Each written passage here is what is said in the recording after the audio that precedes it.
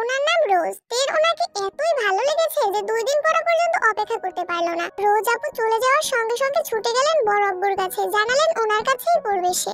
কি নামজুন যেন কিছুটা নিশ্চিত হলেন। তারপর তেকে বললেন, কখনো যদি মনে হয় তোমার পড়ার ঘাটতি হচ্ছে তাহলে আমি নতুন টিউটর আনবো, তুমি চিন্তা করো না, পড়াশোনায় মনোযোগ দাও। তে ঠিক আছে বলে নিজের রুমে চলে গেল। রাতে সবাই একসাথে খাওয়া দাওয়া করলো, কিন্তু জাঙ্কুক নেই। ইদানিং জাঙ্কুক অফিস শেষ করে নিজের নতুন অফিসে চলে যায়।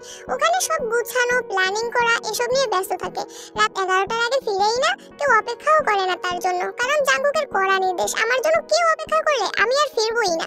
সেই থেকে মা আর মামুনি শুয়ে পড়ে। জাঙ্কুক 11টার পরে এসে ফ্রেশ হয়ে নিজের মতো খায়। কেটে গেল আরো 2 দিন, দেখা হলো না তে আর জাঙ্কুকের। সকালে জাঙ্কুক খেতে আসলে তে আগেই খেয়ে পালায়। সে জাঙ্কুক ভাইয়ের মুখোমুখি হতে চায় না। তে ছোটবেলা থেকে খুব আবেগী আর জেদি, অল্পতে কান্না করা তার স্বভাব, আর কোনো বিষয়ে জেদ করলে তা সহজে কাটে না। যেমন কয়েকটা থাপ্পড়ের জন্য জাঙ্কুক ভাইয়ের সাথে 9 বছরের উপরে কথা বলেনি একটিবার। জাঙ্কুক ভাই দেশে আসাতে মনে অন্যরকম অনুভূতি জন্মানো শুরু করেছিল সবেমাত্র, কিন্তু জাঙ্কুক ভাইয়ের হুমকিতে অনুভূতিগুলো চাপা পড়ে যাচ্ছে। তে নিজেই যেন অনুভূতিগুলোকে মাটি চাপা দিতে ব্যস্ত। কথায় আছে, চোখের আড়াল হয়ে গেলে মনের আড়াল হতে বেশি সময় লাগে না। এজন্য তো সর্বোচ্চ চেষ্টা করছে যেন জাঙ্কুক ভাইয়ের সামনে সে না পড়ে। সবাই টেবিলে বসার আগেই সে খেয়ে নিজের রুমে চলে যায়। জাঙ্কুক ভাই অফিসে গেলে সে কোচিং এর জন্য বের হয়। দুপুরে জাঙ্কুক ভাই থাকে না বলে একটু রিল্যাক্সে খেতে পারে। রাতেও রোজ আপু বেরিয়ে যায় 7:30 নাগাদ, তখনই খেয়ে রুমে চলে যায়। তখন তো জাঙ্কুক ভাই ফিরেই না, দেখা হবে কিভাবে? সেই রবিবার থেকে তে পালিয়ে বেড়াচ্ছে। আজ বৃহস্পতিবার রাত। তে নিজের পড়া শেষ করে শুয়ে মোবাইলটা হাতে নিয়েছে। জাঙ্কুক ভাইয়ের কথা খুব মনে হচ্ছে তার, তাই জাঙ্কুক ভাইয়ের আইডিতে ঢুকলো, কিন্তু কোনো আপডেট নেই। মনের ভিতরটা কেমন জানি মোচড় দিল তে। মঙ্গলবার দুপুরে খেতে বসেছিল একসাথে, তারপর থেকে আর দেখেনি সে।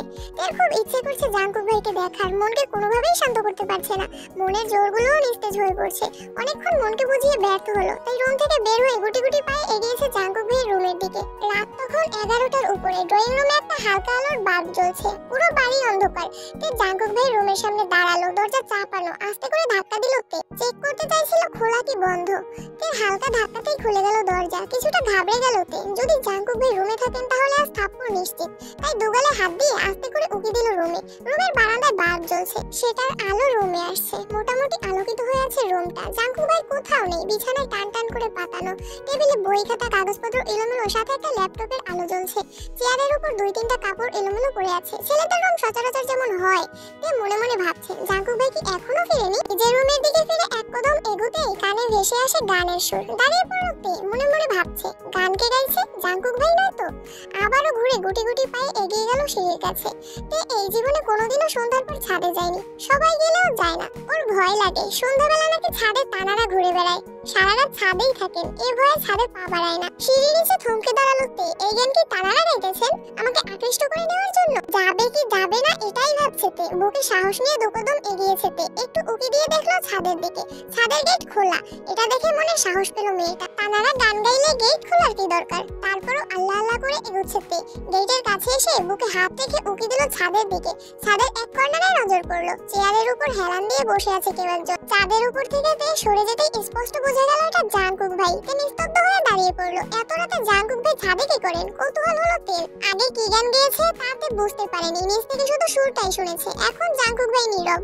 কয়েক মুহূর্ত পর জাঙ্কুক ভাই আবার শুরু করলো। ছোট্ট বুকে মেঘ জমিয়ে কেন রে কাঁদিস পাখি, তুই ফিরবি বলে আমি কেমন সন্ধ্যা নামায় রাখি, তুই ফিরবি বলে আমি কেমন সন্ধ্যা নামায় রাখি। ছোট্ট তোর ওই ওমের ডানায় না ঘষতে দিবি কি, ছোট্ট তোর ওই ওমের ডানায় না ঘষতে দিবি কি, বুকের ভেতর ঘুলঘুলিতে একলা পাখি হবি, তুই বুকের ভেতর ঘুলঘুলিতে একলা পাখি হবি। উদ্বিগ্ন নয়নে তাকিয়ে আছে জাঙ্কুক ভাইয়ের দিকে। ছেলেদের গান শিখতে হয় না, তারা খালি গলাতে গান গাইলেও যেন অসম্ভব সুন্দর লাগে। তে মুগ্ধ হয়ে জাঙ্কুকের গান শুনছে।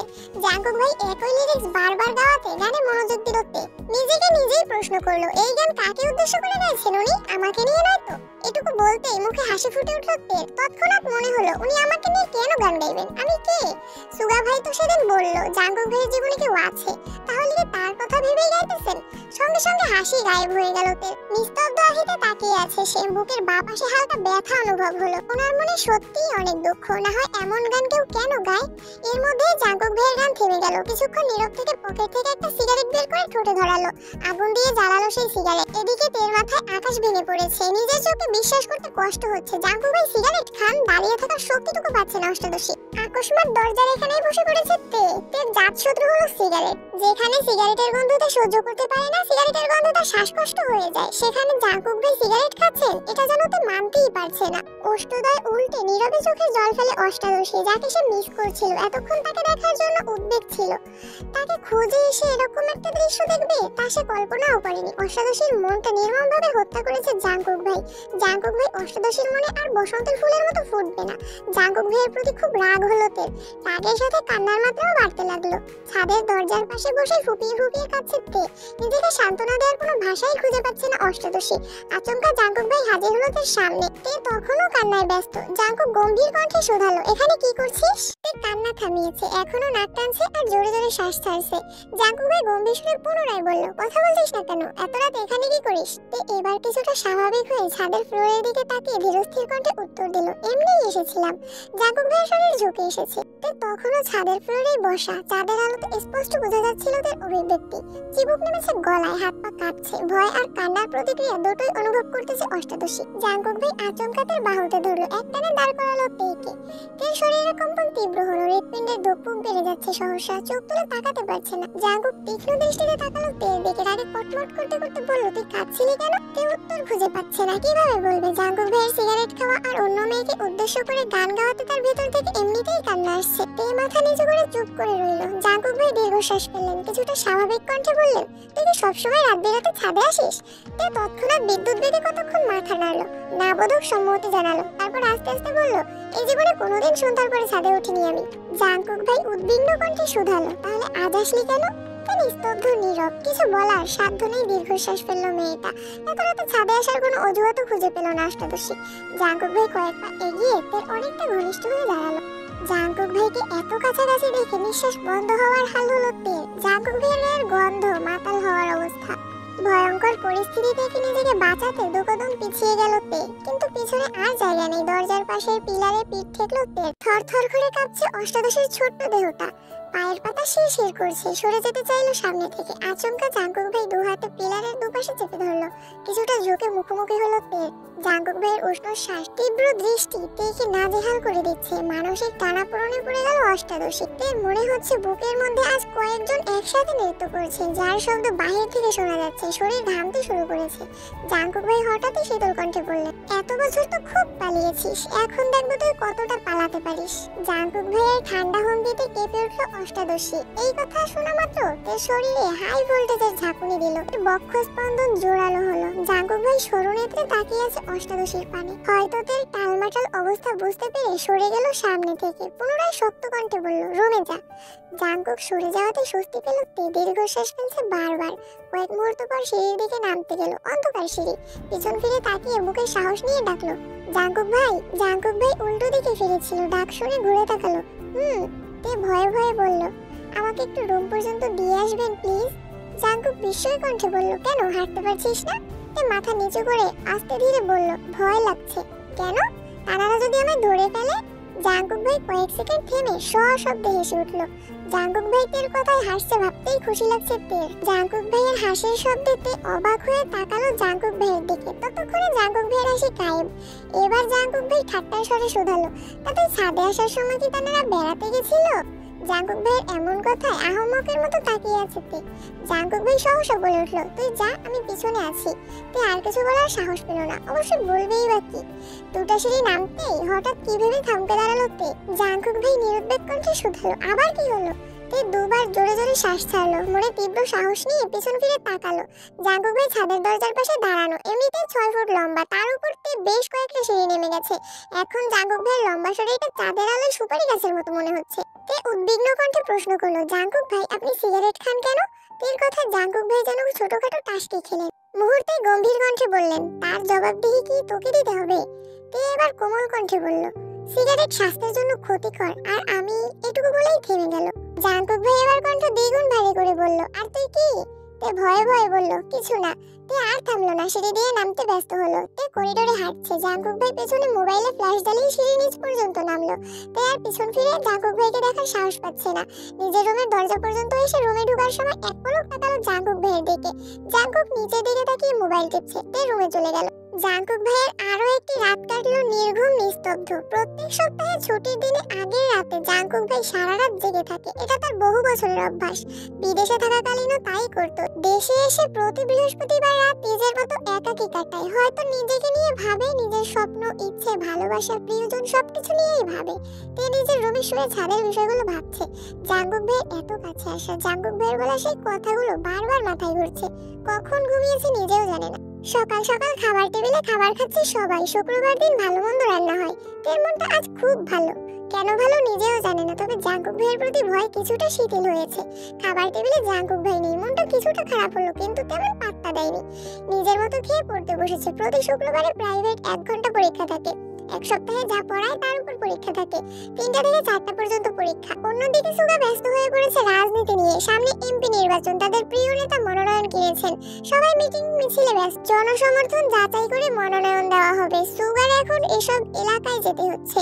জনগণের সুবিধা অসুবিধা শুনছে, লিস্ট করছে। এমপি নির্বাচনের কয়েক মাস পরেই হবে সভাপতি নির্বাচন। সুগার টার্গেট সভাপতি হওয়া, তাই তাকে আরো বেশি অ্যাক্টিভ থাকতে হচ্ছে। 2:30 নাগাদ বেরিয়েছে পরীক্ষা দিতে। আজ একটু আগেই চলে এসেছে। পরীক্ষা শুরু হতে এখনো 10 মিনিট বাকি। তাই জিমিন আর তে গল্প করছে। কি রে, তোর হিটলার ভাইয়ের কি খবর রে? কিছু তো আর বললি না। ছবি দেখাবি বলছিলি, তাও দেখালি না।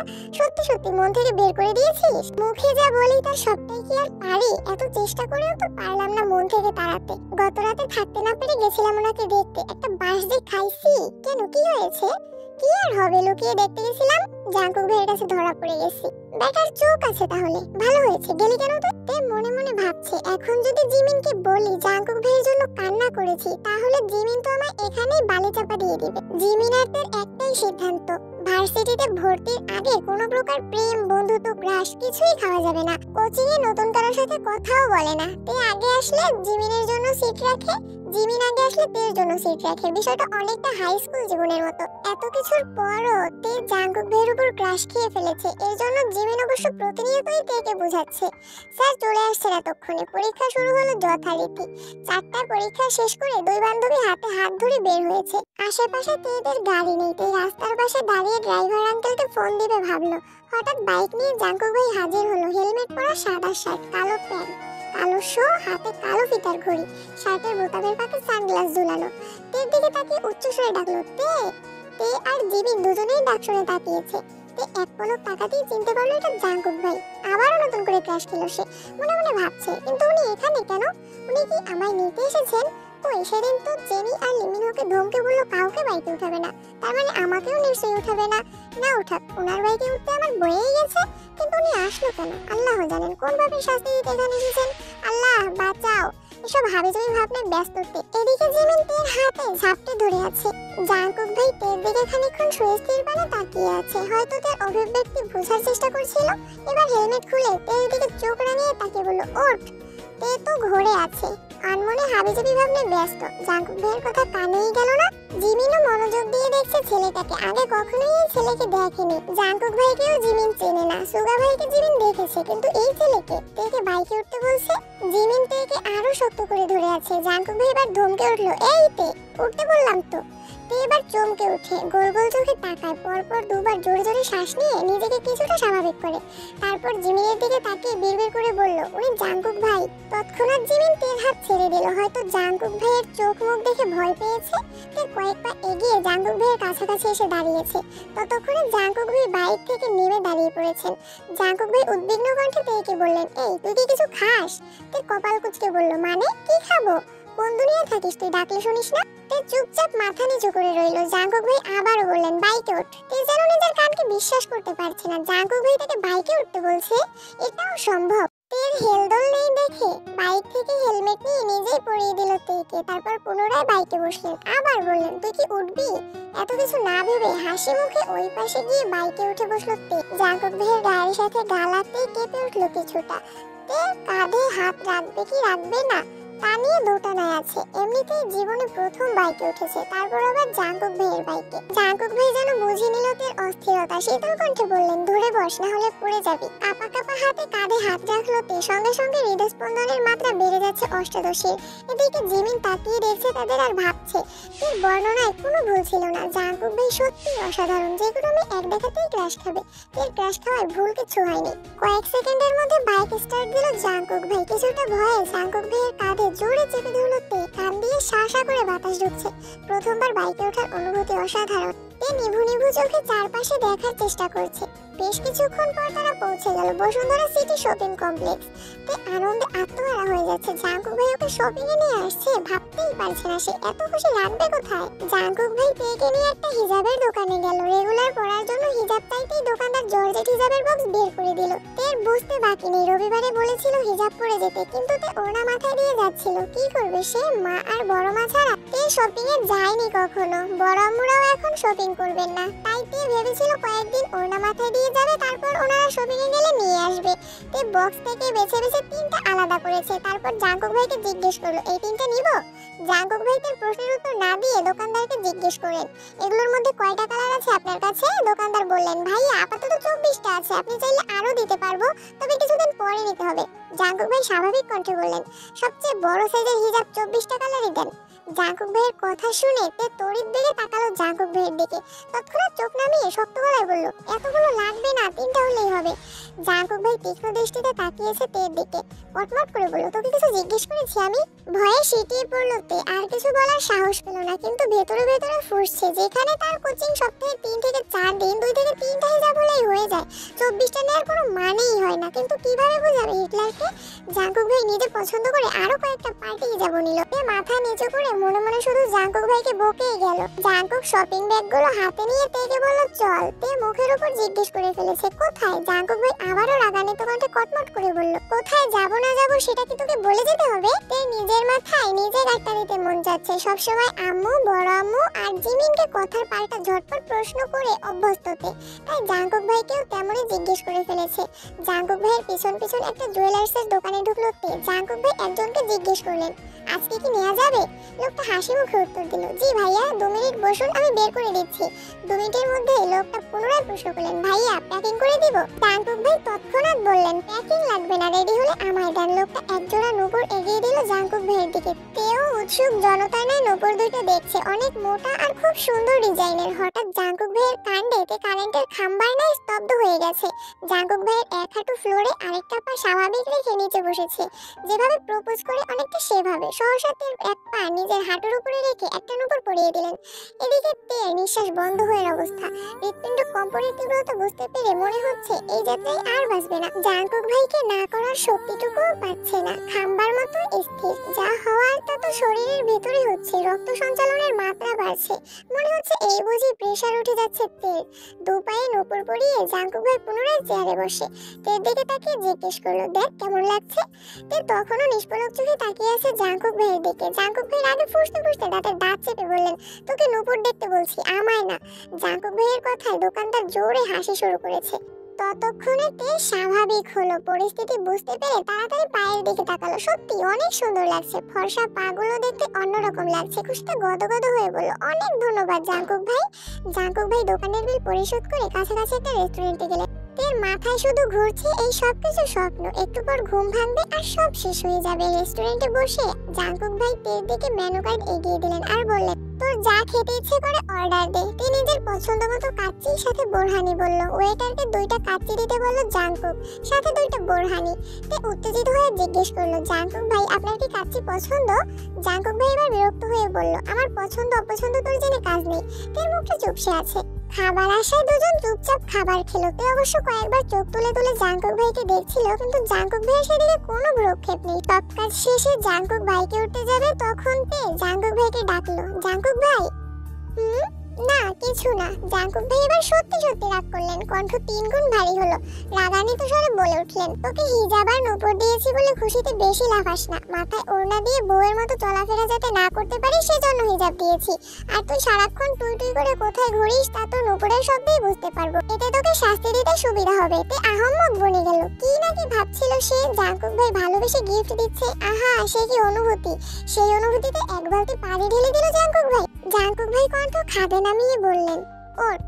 তে ভয়ে ভয়ে চুপচাপ পিছনে উঠলো। এবার আর জাঙ্কুক ভাইকে ধরে বসবে না ঠিক করলো। জাঙ্কুক ভাই ধমকে উঠলেন, এক কথা তোকে কতবার বলতে হয়, তে ধরে বস, না হয় রাস্তায় ফেলে চলে যাব। তের ছোট দেহ কম্পিত হলো, সাহসা চেপে ধরলো জাঙ্কুক ভাইয়ের কাঁধ। জাঙ্কুক ভাইয়ের অভিব্যক্তি বোঝা গেল না। বাসার সামনে পর্যন্ত আসলো কিন্তু কেউ কোনো কথা বললো না। বাসার সামনে বাইক থামিয়ে বলল, বাসায় যা। তে বাইক থেকে নেমে জাঙ্কুক ভাইয়ের দিকে তাকিয়ে জিজ্ঞেস করলো, আপনি যাবেন না? না। কোথায় যাবেন? জাঙ্কুক বিরক্ত নিয়ে বলল, তুই কে যে তোকে আমার বলে যেতে হবে কোথায় যাব না যাব? আর একবার আমার মুখের উপর প্রশ্ন করবি সঙ্গে সঙ্গে থাপ্পড় দিব। এর মুখটা চুপসে গেছে, চিবুক নামিয়েছে গলায়, পাতলা ওষ্ঠ বিড়বিড় করে বলল, হিটলার একটা। জাঙ্কুক ভাই তৎক্ষণাৎ জবাব দিল, আমি হিটলার হলে তুই কি? জাঙ্কুক ভাই শুনে ফেলেছে, আটকে উঠল তে।